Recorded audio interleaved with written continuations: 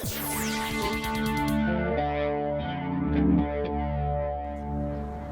you guys know that there's only 3 midsize family sedans that come in all-wheel drive? There's the Legacy, there's the new Camry all-wheel drive, and then there's that! That's right, it's the brand new Altima all-wheel drive. And in this buddy review, and first I need a buddy, so where's my buddy? Here's your buddy. Here's my son, Tommy. Tommy, in this buddy review, we're going to take it for a ride. We're going to find out how fast it is from 0 to 60. We're going to see how quiet it is. We're going to see how much the hula girl dances. And we're going to let you know at the end of this review whether you should buy it, lease it, rent it, or forget it. So you want to start with a walk around. Yeah, so this is the 2020 Altima all-wheel drive. And actually, I think on the outside, it looks pretty cool. It's a little bit more aggressive than the Camry. It looks a little bit like an Accord, maybe even a little bit more aggressive than an Accord. I love this light signature with these little arrows that point toward the nose. We've got this classic Nissan V-Motion grille in the front here. Along the side here, you'll notice these wheels. Kind of an interesting finish. So what you'll notice actually is you've got a shiny part on the outside and then almost like an arrow portion here on the inside. They are a little bit small. This is a 17-inch wheel. What's interesting about this vehicle is this is an SV trim. So typically for press loaners, they give us the totally loaded models. This one is kind of your run-of-the-mill midline car. Floating roof panel here in the rear. So from a distance, it looks like the roof floats. And then what's seemingly disappearing overnight, your classic old school traditional trunk with, in this case, a little bit of a spoiler. Really good sized trunk actually. Lots of storage space here, cargo nets, and then you've got your seat pops up top there. In the rear, dual exit exhausts. Another sporting touch, a little bit of almost a diffuser looking device there. You can see the parking sensors, all-wheel drive badging, and then there's your SV. Do you guys love cars? Well, we've got a new podcast that will keep you entertained for hours, from on-road to off-road, from Corvette to Jeeps. Check out tflcar.com/podcast or go to wherever you get your podcast, including iTunes, Google Podcast, or Spotify. So not a bad looking car overall, especially considering the price, which we'll get into when we head inside. Let's take a look at the 4-cylinder engine that powers this vehicle. So the Camry 2.5 liter makes just over 200 horsepower. This one's a little bit less powerful. This 4-cylinder makes 182 horsepower and 174 pound-feet of torque. And what's the transmission, Dan?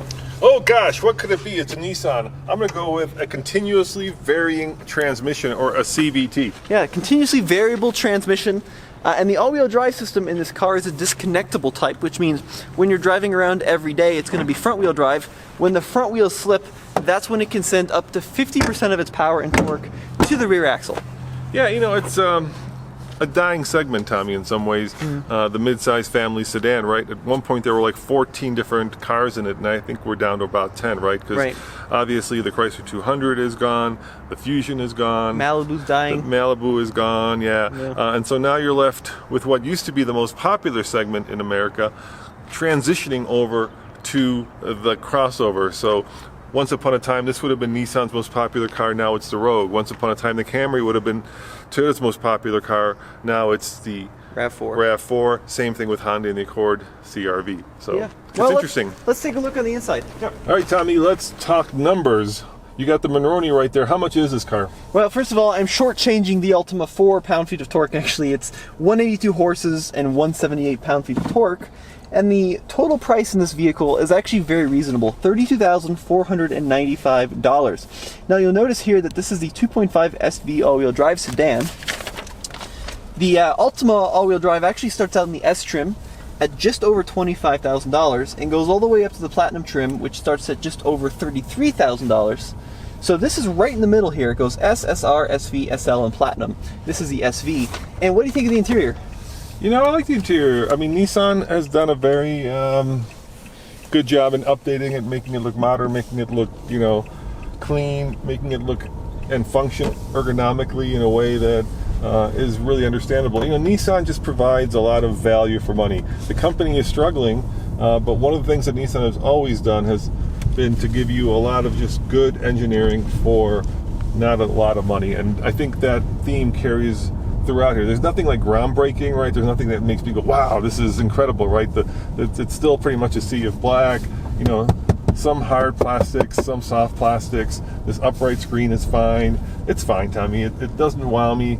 You know, I think actually Hyundai and Kia in some ways with the Sonata and the Altima have taken this trim to the next level, and Nissan's playing catch up at this point. Yeah, but I mean, for $32,000, you get so many options. You actually get a really cool suite of driver assistance technologies in this SV, 8-inch screen here. But you know, for $32,500, heated seats, heated steering wheel, dual zone automatic climate control. You get a sunroof, right? So stuff that you'd come to expect in vehicles over $40,000, Nissan delivers at $32,500. Yeah, to be fair, you know, that suite of technologies is becoming ubiquitous. So, you know, Honda has it, Toyota has it, Kia has it.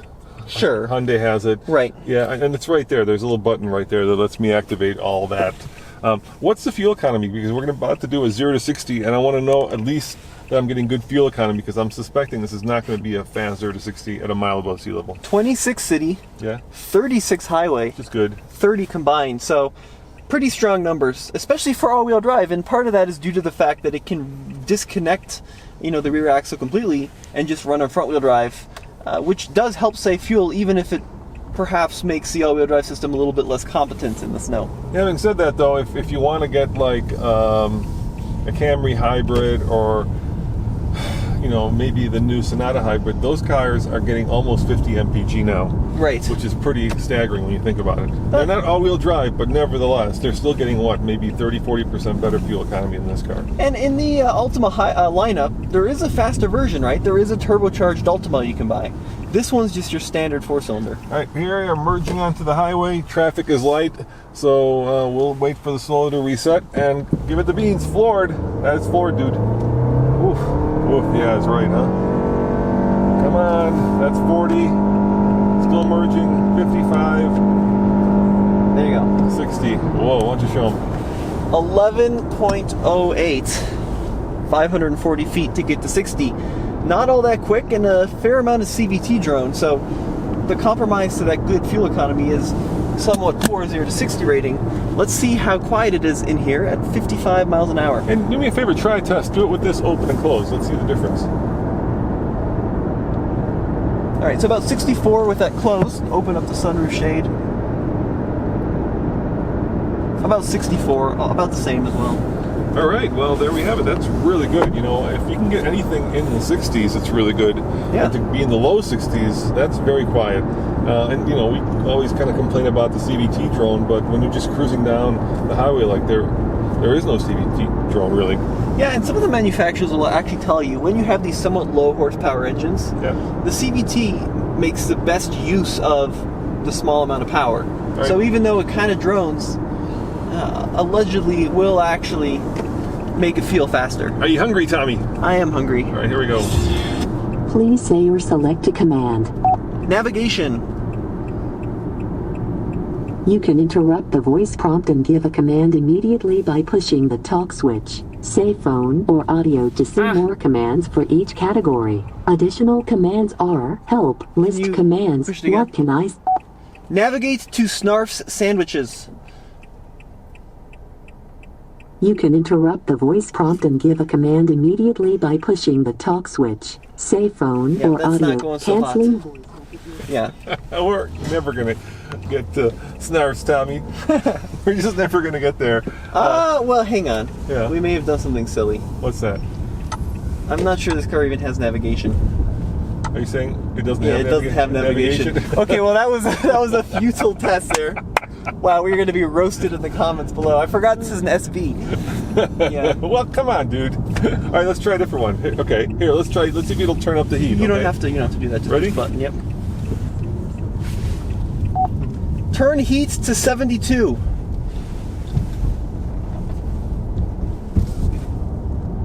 Listening, it says.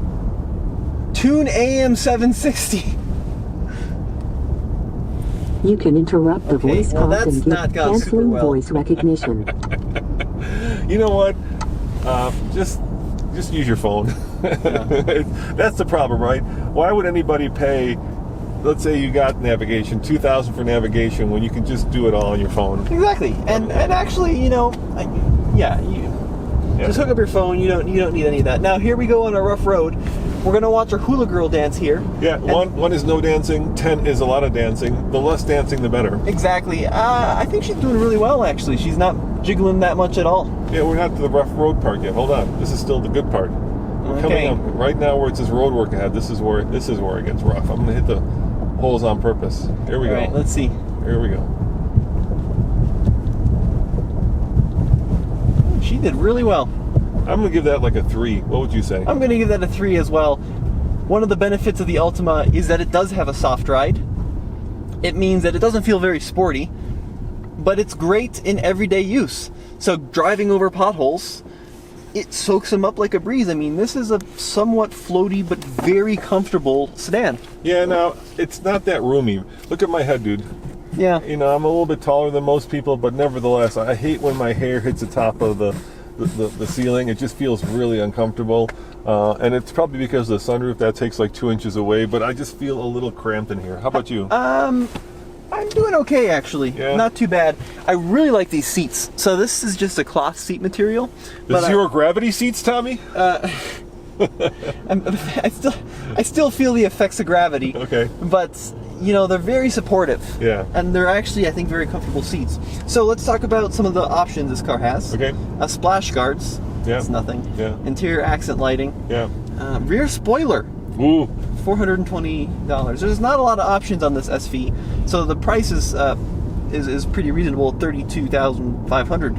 But you do have those nice 17-inch wheels. You got fog lights, body colored exterior mirrors. I'm not sure why that's being advertised. 8-inch screen here. Let's talk about the connectivity. Pretty good, actually. Nice big buttons, easy to figure out. Thank goodness there's a tune knob. I just love when they incorporate tune knobs. And you still have Bluetooth, and then as well a button for camera settings as well. And then 7-inch screen there in the cluster. Now, really, there, like I said at the beginning of this review, only 2 other cars that compete with this, right? I just did a review of the new Camry all-wheel drive, so if you want to check that out, check it up on TFL Car, and of course the Legacy all-wheel drive, which is a Subaru. Exactly. How would you say this compares to those two? Well, I haven't been in the new Legacy. Neither have I, but that's not our fault. Right. And then in terms of the Camry is also only available in the small engine if you want all-wheel drive. Yeah, but the Camry looks a little bit sportier. I disagree completely. Really? I think this looks a lot sportier. I think the Camry has really gotten an injection of steroid testosterone and made it look much more, even though it isn't, but it does look a lot sportier. It does look a little bit more purposeful to my mind. This looks, it's elegant, but it kind of disappears, right? Especially in this color. Like, no one's gonna look twice at this car when it drives by. Yeah, but I think like the headlights are really cool. Yeah. It's got that rear spoiler in the back, looks cool, dual exhaust. I think this looks sportier. But, you know, let us know in the comment section below. That's all opinion-wise. Yeah. In terms of affordability, especially given Nissan's discounts, there's a good chance that you can purchase this much more affordably than the new Camry, which is brand new and is going to be, you know, pretty hot commodity. Yeah, I mean, with the current situation, I bet you could purchase any car at a huge discount. Yeah, but right especially the Altima. Yeah. You know, Nissan is known for its generous discounts. In this segment, I would probably get this car because I think it's going to be more affordable. I would probably get the Camry, but the question is, Tommy, should you buy it, lease it, rent it, or forget it? And let's go park it and let our viewers know what we think.